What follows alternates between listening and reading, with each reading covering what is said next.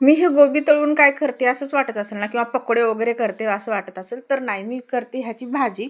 तर रोज काय बनवायचं हे टेन्शन असतंच बायकांना, म्हणजे डब्यासाठी काय बनवायचं, घरी काय बनवायचं, नाश्त्याला काय बनवायचं, हे सगळं असतंच. मला पण आहे. मग आज मला काहीतरी वेगळं करायचं होतं छान. पण घरामध्ये आलू आणि गोबी होती, म्हणजे फुलगोबी होती, फ्लावर.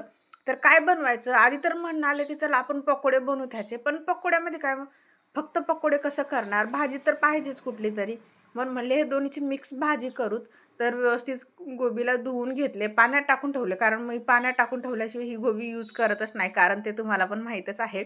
नंतर एकच आलू घेतले, कारण आमच्या दोघांसाठीच भाजी बनवायची होती आणि हे दोन्ही मिक्स भाजी आहेत, तर भरपूर होती, म्हणून मी दोन्ही कट करून घेतले आणि तेलामध्ये टाकून त्याला तळवून घेतले. आता मसाला तर मी पहिलेच बनवून ठेवला होता, कांदे टमाटे वगैरे, कारण मी सगळ्या भाज्यांना जास्तीत तर त्या भाज्यांना हे मसाला यूज करते आणि ह्यानी ग्रेव्ही खूप छान होती.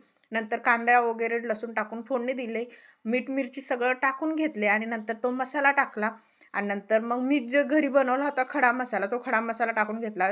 जर तुम्ही घरी खडा मसाला बनवून ठेवलात ना, तर दुसऱ्या मसाल्याची गरजच नाही. मी एकच वेळेस बनवून ठेवत असते. नंतर ते मसाला पूर्ण शिजला नाही ग्रेव्ही, नंतर हे भाजी टाकून घेतली आणि त्याला थोडीशी वाफ देऊन घ्यायची. बस, भाजी आपली रेडी आहे.